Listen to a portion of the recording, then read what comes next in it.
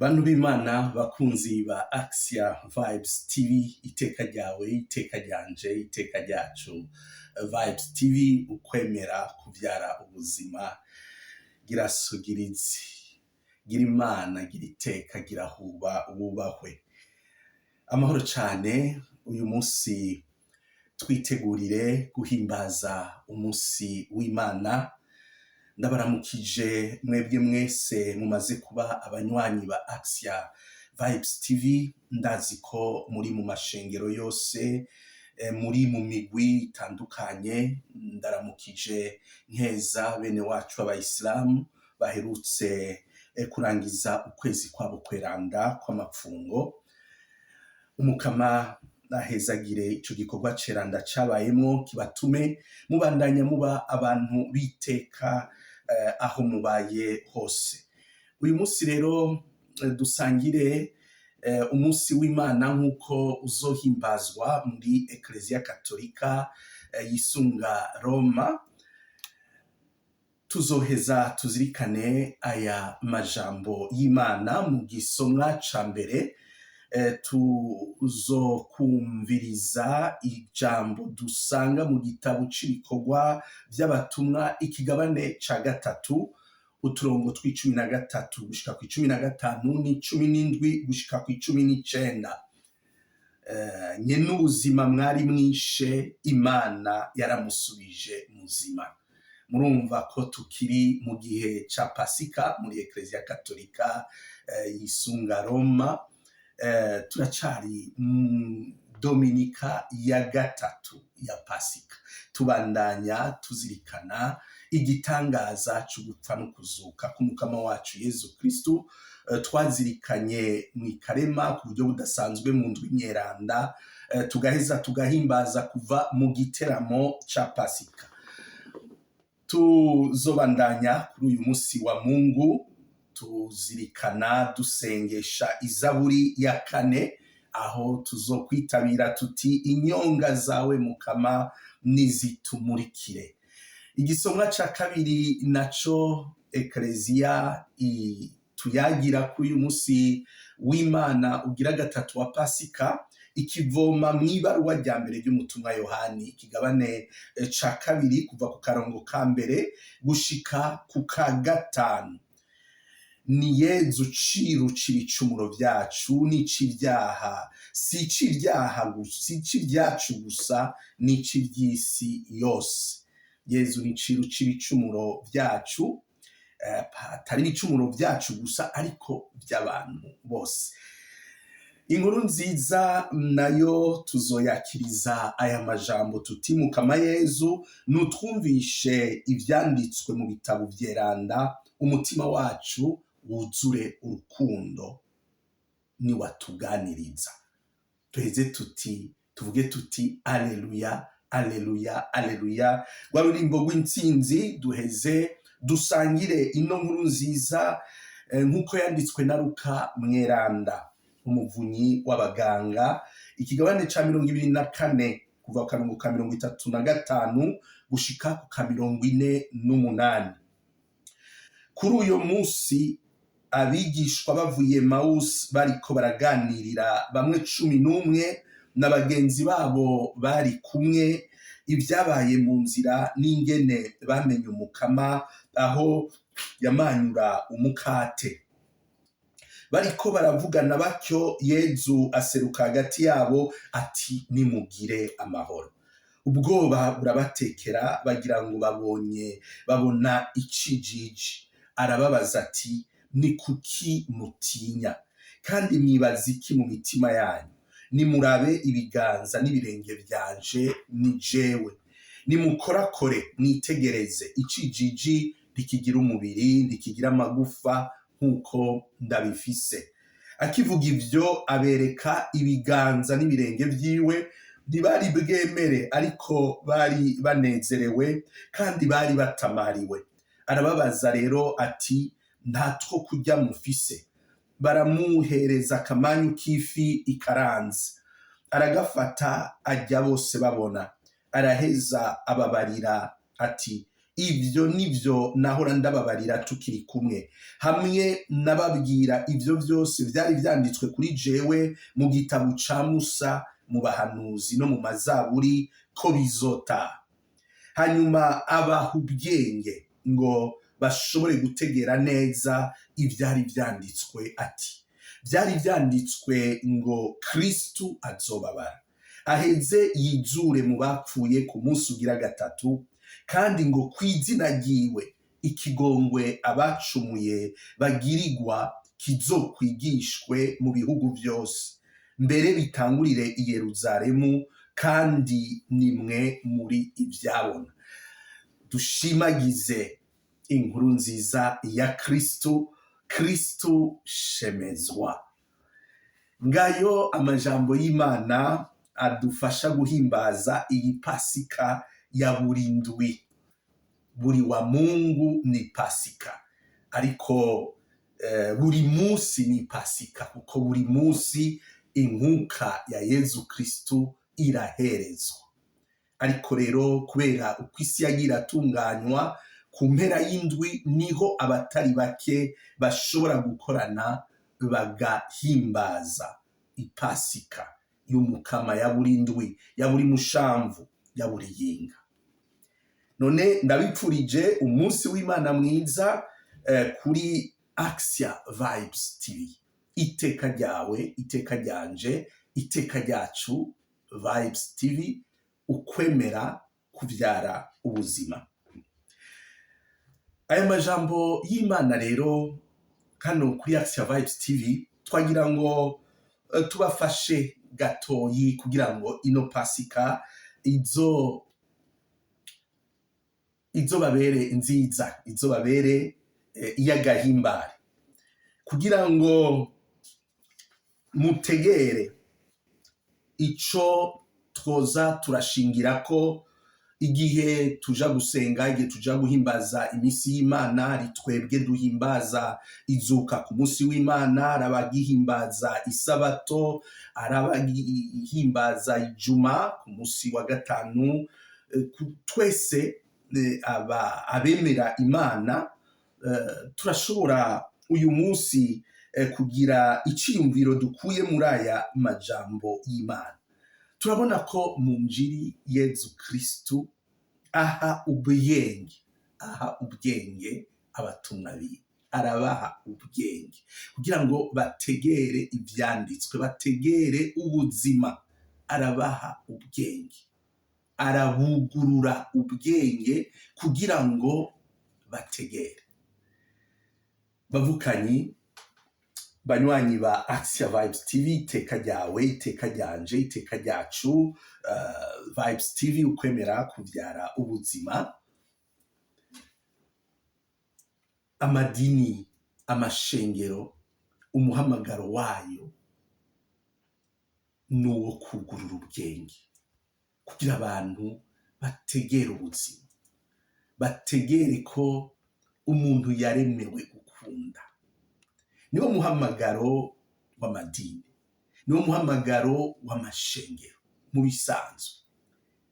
Iyo rero amashengero avuye muri uyo muhamagaro akaja mu bindi biharuro vy'ukurondera inyungu zitandukanye, ntaba akiranguye uyo muhamagaro wo kugurura ubwenge bw'abantu ngo bategere ikibereye, ahubwo acacika uburozi, acacika ayasinziriza abantu, acacika ayabiba ugwiri mu mitima y'abantu. Nico gituma rero kuri uyu munsi wa Mungu, ikintu nyamukuru twosaba umukama n'imbere yuko tuja gusenga niyo ngabirano y'ubwenge. Ubwenge nyabwo buva ku Mana, n'imbere yuko ugenda mu misa ugaheza ugafata akanya ugashira ubwenge ku gihe. Ibyo tukabisabira cane n'abarongoye amashengero, mukabidusabira twebwe abapatiri, abapasitori, abasigura ijambo ry'Imana mu madini atandukanye, kugira ngo aha hantu ntituhatirigane ko iyo tuhatiriganye ko bibyara ibibi byinshi cyane, kuko iyo tutibutse ko umuhamagaro w'aya mashengero twagiyemwo bamwe tukayiheberamwo Imana, ko ari uwo kugururira abantu ubwenge bw'Imana. Kugira rero wugururire abantu ubwenge bw'Imana, ubanza kwakira ubwo bwenge bw'Imana, ukicara ukabusaba, kwa kundi Salomoni yasaba ubwitonzi buva ku Mana. Nico gituma ku bajejwe amashengero, abaja imbere y'abandi, ingabire yo gusenga ari ingabire ikomeye cyane cyane mu gutegura uyu munsi w'Imana, ngo arabugurura ubwenge. Amashengero yose ahamagariwe kugururira ubwenge bw'abantu, kubwugururira ubuntu bw'Imana. Ubuntu bw'Imana nabwo ni urukundo rwayo. Nivyo rero Yezu Kristu yakoze, ni navyo tubipfurije, kuko kugira ngo mwubake iteka, aho hantu harakomeye cyane. Kugira ngo mwubake iteka, mutegerezwa gutsinda ukutamenya mu mpande zose. Rero no muri ibi by'Imana novuga nti niryo shingiro ry'ibindi byose, dutegerezwa kuhakira umuco. Ibyo navyo ni gikorwa cumwe wese, c'abarongoye amashengero, ca mwebwe muza muri ano mashengero. Nta n'umwe ahamagariwe gushira ubwenge bwiwe mu karuhuko, kuko n'ubwo bwenge Imana ikorerako mu kutwugururira ibyiza byayo. Ubwo bwenge nibwo Imana yugururiye Petero, agaheza akabwira mu gisomwa ca mbere ati, mwarishe intungane, ariko mwabigize kukutamenya. Muravyumva? Mwabigize kutamenya. Kwica, kugira nabi, kwamara ukutamenya. Murumva ko bishingiye kuri kwa kwiyugururira ubwenge. Hari abantu bavuga ko bazi Imana, basenga mu mashengero atandukanye, ariko baguma mu bikorwa by'ubwicanyi. Uwishe wese aba ari mu kutamenya. Kuri uno musi w'Imana rero, turonke iyo nema y'ubwenge buva ku Mana. Aho tuzoja gusenga hose, uzodusengesha adufashe. Atadufashije naho twifashe twebwe nyene, ko twararonse umutima mweranda, kwiyugururira ubwo bwenge budutuma tumenya yuko igikorwa c'ubwicanyi bwose, arico gutema izosi, arico kwica ku mutima, arico kwica ku mubiri, umuntu ukamwicira hejuru, ivyo bikorwa byose bikorwa biva ku bujuju, biva ku kutamenya. Rero kuri twebwe twemera duhimbaza umunsi w'Imana, murumva ko tudashobora kwemera kuguma muri ubwo bujuju. Mu gisonga ca kabiri naho nyene nivyo bigaruka, ngo uwuvuga yuko azi Imana agaheza ntazigame amabwirizwa nayo murazi ko akonganirijwe muri amabwirizwa abiri: ukunda Imana n'umutima wawe wose, n'ubwenge bwawe bwose, n'amagara yawe yose, uca ukunda na mugenzi wawe nk'uko wikunda. Rero uwuvuga yuko azi Imana, asenga kuwa Mungu, asenga ku isabato, asenga kuwa gatanu canke n'iyindi misi, ariko ntazigame urukundo rw'Imana n'urwa mugenzi we, uyo n'umubeshi. Muravyumva? Nta kuri muri we, ari mu kinyoma. Rero ndabipfurije umunsi w'Imana mwiza, kugira ngo ijambo ry'Imana ribugururire ubwenge nyabwo. Ubwenge nabwo n'urukundo. Twebwe ubu turiko turuhimbaza mu gupfa no kuzuka k'Umukama, aho yatsinze inabi yose agasubira kwigira muzima. Kandi iyo umaze kubona ico kintu mu bwenge, ntawe usubira kukigukurako, uraheza ukagishingira intahe. Muri ino ndwi rero ndabipfurije kuzoshingira intahe ico kinyegezwa cyangwa igitangaza c'ubuzima c'urukundo Imana izobahishurira mu bwenge bwanyu umwe wese aho azosengera. Ico ndabipfurije nuko iyo mwoja gusengera mwovayo ubwenge bwanyu umukama Imana Allah asubiye kubuganizamwo, kubwuzuzamwo urukundo rwayo, kuko uwukunda arafise ubwenge. Abazosenga mu masengero yo mu Burundi ndabipfurije kuzokumviriza neza inyigisho y'abepiskopi muri iki kiringo igihugu kiriko kirinjiramwo, kugira ngo mwebwe musenga, mwebwe mwemera Imana, mugume muri abantu ubwenge bwanyu bwugururiye Imana, mumenye icotanga amahoro, icoha amahoro abandi, icoha iteka abandi. Abari ngaha i Buraya na twebwe nyene hari abepiskopi banditse ikete aho baduhamagarira abafise uburenganzira bwo gutora, kuko hagiye kuba amatora hano i Buraya, bwo gutora umwizero. Ivyo rero bigasaba yuko twugurura ubwenge tugategera ibi vyiyumviro biriko birasekana uyu munsi, maze umaze kugurura ubwenge ugaheza ugatora umwizero, kuko izuka ry'umukama risigura umwizero. Uwakiriye izuka ntashobora kuja mu nzira y'umwiheburo, mu nzira y'urupfu, aja mu nzira y'umwizero. Umukama rero abahezagire, mugire umunsi w'Imana. Abari muri Eklezia Katolika umunsi w'Imana mwiza, abakristu mwese yo muzosengera, n'abandi bavukanyi mwese mwemera Imana, turabipfurije kubandanya mugira ubwenge nyabwo, ubwenge bubatuma mukunda abandi, mubaha iteka.